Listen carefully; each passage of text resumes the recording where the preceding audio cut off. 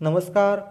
सर्वांना प्रथम भारतीय राज्यघटनेचे शिल्पकार महामानव भारतरत्न डॉक्टर बाबासाहेब आंबेडकर यांच्या जयंतीनिमित्त विनम्र अभिवादन आणि सुरुवात करू आजच्या आपल्या व्हिडिओला. आजच्या दिवसात जे महत्त्वाचे चालू घडामोडीचे प्रश्न आहेत तर ते प्रश्न आपण या व्हिडिओमध्ये अगदी विश्लेषणासह पाहणार आहोत. त्यामुळे सर्वांनी आपला हा चालू घडामोडीचा व्हिडिओ अगदी शेवटपर्यंत पाहायचा आहे. चला तर मग सुरुवात करू आजच्या आपल्या चालू घडामोडीच्या व्हिडिओला. प्रश्न क्रमांक 1. स्लोवाकिया या देशाच्या राष्ट्रपतीपदी डॅश डॅश यांची निवड झाली आहे. याचं उत्तर आहे ऑप्शन क्रमांक 3 पीटर पेलिग्रिनी. स्लोवाकिया देशाच्या नवीन राष्ट्रपतीपदी कोणाची निवड झालेली आहे? पीटर पेलिग्रिनी यांची. स्लोवाकिया हा जो देश आहे तर हा मध्य युरोपमधील एक देश आहे आणि या देशाची राजधानी आहे ब्रातिस्लावा. स्लोवाकिया देशाचं राष्ट्रीय चलन आहे युरो. आता आपण जे ऑप्शन दिलेले आहेत तर त्यामध्ये कांगो प्रजासत्ताक या देशाच्या पहिल्या महिला पंतप्रधान बनलेल्या आहेत नुकतंच ज्युडिथ सुमनवा तुलुका. त्यानंतर बसिरो डिओमाये जे आहेत तर हे नुकतंच सेनेगल या देशाचे राष्ट्राध्यक्ष बनलेले आहेत आणि हंगेरी या देशाचे नवीन राष्ट्रपती बनलेले आहेत सध्या तामस स्ल्योव. प्रश्न क्रमांक 2. जागतिक हिपॅटायटिस समिट 2024 चे आयोजन डॅश डॅश येथे करण्यात आले आहे. उत्तर आहे ऑप्शन क्रमांक 1 लिस्बन पोर्तुगाल. 9 एप्रिल ते 11 एप्रिल 2024 दरम्यान या जागतिक हिपॅटायटिस समिट 2024चं आयोजन कोणत्या ठिकाणी करण्यात आलेलं आहे? पोर्तुगालमधील लिस्बन या ठिकाणी. हिपॅटायटिस हा जो आजार आहे तर हा एक यकृताचा आजार आहे आणि हा विषाणूजन्य आजार आहे बघा हिपॅटायटिस. हिपॅटायटिस विषाणूचे 5 मुख्य प्रकार पडतात. यामध्ये हिपॅटायटिस ए, बी, सी, डी आणि ई असे 5 प्रकार पडतात या हिपॅटायटिस विषाणूचे. आपण पाहिलेलं आहे नुकतंच जागतिक आरोग्य संघटनेने एक अहवाल जाहीर केलेला आहे आणि त्या अहवालानुसार जगात सर्वाधिक हिपॅटायटिसचे रुग्ण जे आहेत तर ते चीन या देशामध्ये आपल्याला आढळून येतात आणि हिपॅटायटिस रुग्णाच्या बाबतीमध्ये आपला भारत जगामध्ये दुसऱ्या क्रमांकावरती आहे. आता आपण जे ऑप्शन दिले तर त्यामध्ये नुकतंच शांघाय कोऑपरेशन ऑर्गनायझेशनची 19वी सुरक्षा परिषद जी आहे तर ती कझाकिस्तानची राजधानी अस्ताना या ठिकाणी आयोजित करण्यात आलेली होती. 28वी जागतिक हवामान परिषद दुबई या ठिकाणी आयोजित करण्यात आली होती आणि 54वी जागतिक आर्थिक परिषद जी आहे 2024ची तर ती स्वित्झर्लंडमधील दावोस या ठिकाणी आयोजित करण्यात आलेली होती. यानंतर पाहूयात पुढील प्रश्न. प्रश्न क्रमांक 3. भारतीय निवडणूक आयोगाने स्वतंत्र, निष्पक्ष व पारदर्शक निवडणूक होण्यासाठी डॅश डॅश पोर्टल सुरू केले आहे. उत्तर आहे ऑप्शन क्रमांक 1 सुविधा. आपल्या भारतीय निवडणूक आयोगाने स्वतंत्र, निष्पक्ष आणि पारदर्शक निवडणूक होण्यासाठी कोणतं पोर्टल सुरू केलेलं आहे तर सुविधा नावाचं एक पोर्टल नुकतंच सुरू केलेलं आहे. त्यानंतर आपल्या केंद्रीय निवडणूक आयोगाने आगामी लोकसभा निवडणुकीसाठी जे काही विशेष ॲप्लिकेशन किंवा विशेष पोर्टल सुरू केलेलं आहे तर त्याबद्दल आपण थोडक्यामध्ये माहिती पाहणार आहोत. आपल्या भारतीय निवडणूक आयोगाने दिव्यांग व्यक्तीसाठी आणि वयोवृद्ध व्यक्तीसाठी एक ॲप्लिकेशन लॉन्च केलेलं आहे बघा. त्याचं नाव आहे सक्षम. 40% दिव्यांग असणाऱ्या व्यक्तीसाठी आणि 85 वर्ष पूर्ण झालेल्या वयोवृद्ध व्यक्तीसाठी हे ॲप्लिकेशन लॉन्च करण्यात आलेलं आहे सक्षम नावाचं. यानंतर लोकसभा निवडणुकीमध्ये आचारसंहिता भंगाच्या तक्रारी आणि गैरप्रकार रोखण्यासाठी आपल्या केंद्रीय निवडणूक आयोगाने CVGL नावाचे एक ॲप लॉन्च केलेलं आहे आणि भारतीय निवडणूक आयोगाने उमेदवारांनी निवडणूक व्यवस्थापनासाठी नुकतंच इनकोर इन हाऊस नावाचं सॉफ्टवेअर तयार केलेलं आहे. प्रश्न क्रमांक 4. देशात जल जीवन मिशन अंतर्गत डॅश डॅश जिल्ह्याने प्रथम क्रमांक पटकावला आहे. उत्तर आहे ऑप्शन क्रमांक 1 निलगिरी तामिळनाडू. आपल्या देशामध्ये जल जीवन मिशन अंतर्गत पहिला क्रमांक कोणत्या जिल्ह्याने पटकावलेला आहे? तामिळनाडू राज्यातील निलगिरी या जिल्ह्याने. आणि यात जल जीवन मिशन अंतर्गत आपल्या देशामध्ये दुसरा क्रमांक पटकावलेला आहे उत्तर प्रदेश राज्यातील महोबा जिल्ह्याने. जलजीवन सर्वेक्षण जे करण्यात आलं होतं 2023 मध्ये तर त्यामध्ये जळगाव जिल्हा जो आहे तर तो आपल्या राज्यामधून पहिला आलेला होता आणि देशामधून जळगाव जिल्हा हा 61व्या क्रमांकावरती राहिलेला होता. कशामध्ये? जलजीवन सर्वेक्षण 2023 मध्ये. आपल्या देशातील पहिला हर घर जल जिल्हा होण्याचा मान जो आहे तर तो मध्य प्रदेश राज्यातील बुरहानपूर या जिल्ह्याला मिळालेला होता बघा. आणि आपल्या देशातील दुसरा हर घर जल जिल्हा होण्याचा मान जो आहे तर तो मध्य प्रदेश राज्यातीलच निवारी या जिल्ह्याला मिळालेला होता. हर घर जल योजनेचे प्रमाणपत्र मिळवणारं आपल्या देशातील पहिलं राज्य आहे गोवा आणि हर घर जल योजनेचे प्रमाणपत्र मिळवणारा आपल्या देशातील पहिला केंद्रशासित प्रदेश आहे दादरा नगर हवेली आणि दमन दीव. प्रश्न क्रमांक 5. इग्ला-एस हवाई संरक्षण प्रणाली भारताने डॅश डॅश या देशाकडून खरेदी केली आहे. उत्तर ऑप्शन क्रमांक 4 रशिया. इग्ला-एस हवाई संरक्षण प्रणाली आपल्या भारताने कोणत्या देशाकडून खरेदी केलेली आहे?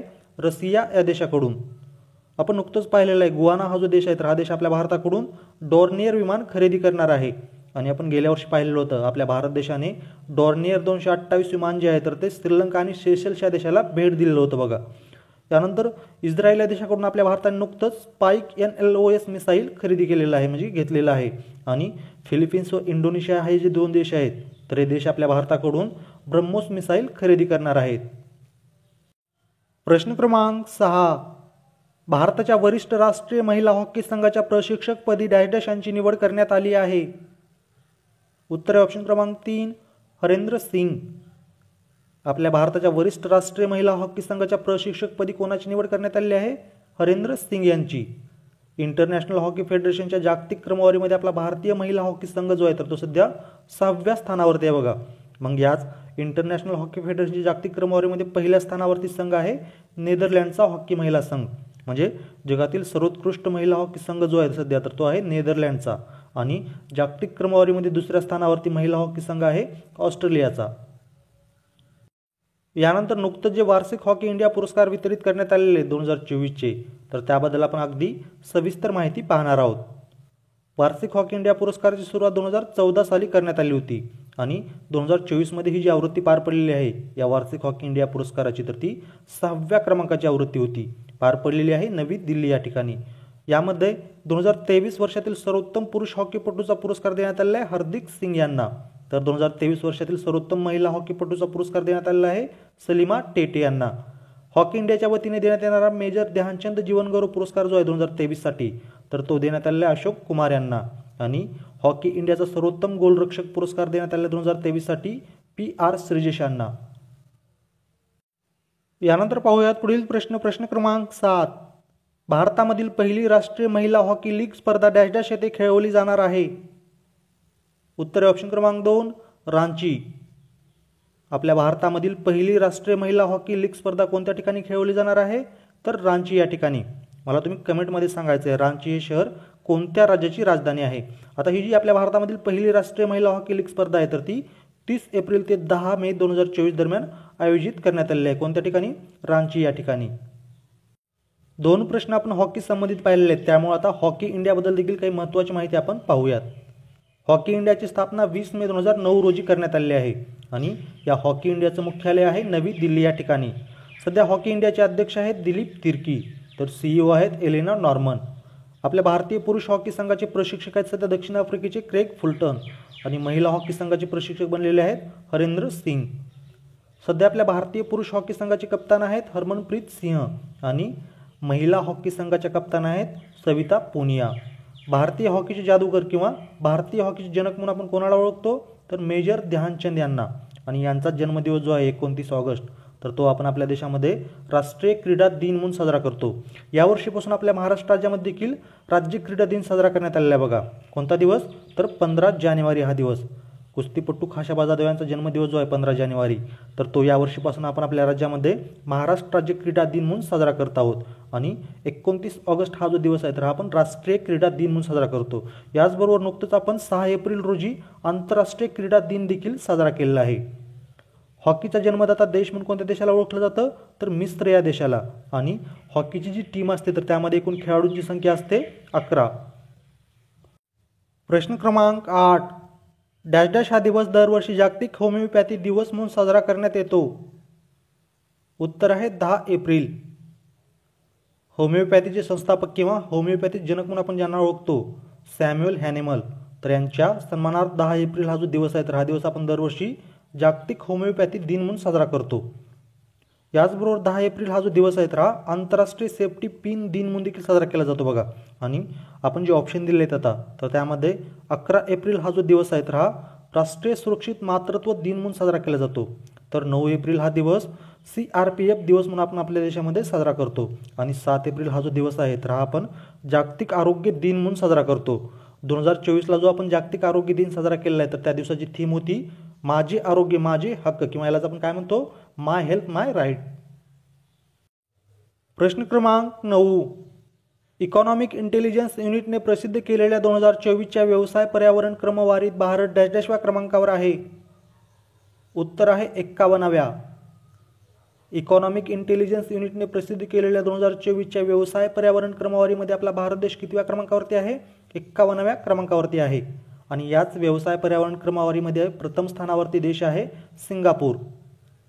आता आपण जे ऑप्शन दिले तर त्यामध्ये नुकतंच जाहीर करण्यात आलेल्या हुरन ग्लोबल युनिकॉर्न इंडेक्स 2024 नुसार युनिकॉर्न स्टार्टअपमध्ये आपला भारत देश जो आहे तर तो 3ऱ्या क्रमांकावरती आहे बघा 2024 मध्ये. आणि याच 2024च्या युनिकॉर्न स्टार्टअपमध्ये पहिल्या क्रमांकावरती देश आहे अमेरिका, त्यानंतर 2ऱ्या क्रमांकावर देश आहे चीन आणि 3ऱ्या क्रमांकावरती आपला भारत देश. त्याचबरोबर नुकतंच जो जागतिक आनंद अहवाल जाहीर करण्यात आलेला आहे 2024चा 20 मार्च रोजी, कारण 20 मार्च हा जागतिक आनंदी दिन म्हणून साजरा केला जातो बरं का. तर या अहवालानुसार आपला भारत देश जो आहे तर तो 126व्या क्रमांकावरती आहे. आणि या जागतिक आनंद अहवालामध्ये फिनलंड हा जो देश आहे तर सलग 7व्यांदा पहिल्या स्थानावरती राहिलेला आहे. प्रश्न क्रमांक 10.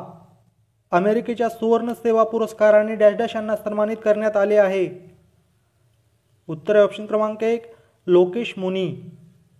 आपल्या भारतातील जैन आध्यात्मिक गुरु जे आहेत लोकेश मुनी यांना नुकतंच अमेरिकेच्या राष्ट्राध्यक्षांच्या सुवर्ण सेवा पुरस्काराने सन्मानित करण्यात आलेलं आहे. आता आपण जे ऑप्शन दिले तर त्यामधील देखील 2 नावं जी आहेत तर ती देखील सध्या चर्चेमधील नावं आहेत बघा. यामध्ये दारासिंग खुराना जे आहेत तर यांची नुकतंच लंडन येथील जागतिक पातळीवरील कॉमनवेल्थ युवा चॅम्पियन 2024 साठी निवड करण्यात आलेली आहे. आणि सुमित नागल जे आहेत तर हे मास्टर्स 1000 सामना जिंकणारा पहिला पुरुष भारतीय एकेरी खेळाडू ठरलेला आहे. यानंतर पाहूयात तुमच्यासाठीचा आजचा प्रश्न. झिग नावाचे नवीन चलन नुकतंच कोणत्या देशाने लॉन्च केले आहे. प्रश्न काय आहे, झिग नावाचं जे नवीन चलन नुकतंच लॉन्च करण्यात आलेलं आहे तर ते कोणत्या देशाने लॉन्च केलेलं आहे. या प्रश्नाचं उत्तर सर्वांनी कमेंटमध्ये सांगण्याचा प्रयत्न करायचा आहे. कमेंट करत चला विद्यार्थी मित्रांनो. फार कमी कमेंट येतात आपल्या व्हिडिओला. कालचा जो व्हिडिओ होता तर त्याला कोणीच कमेंट केलं नाही, प्रश्नाचं उत्तर कोणीच सांगितलेलं नाही. त्यामुळं प्रत्येकाने प्रश्नाचं उत्तर सांगण्याचा प्रयत्न करायचा आहे. अशा प्रकारे आगामी काळामध्ये जे काही विविध स्पर्धा परीक्षा होणार आहेत तर त्या सर्व स्पर्धा परीक्षे दृष्टिकोनातून जे चालू घडामोडीचे अत्यंत महत्त्वाचे प्रश्न आहेत TCS आणि IPS पॅटर्ननुसार तर ते प्रश्न आपण या चालू घडामोडीच्या सिरीजमध्ये रोज स्पष्टीकरणासह पाहत आहोत.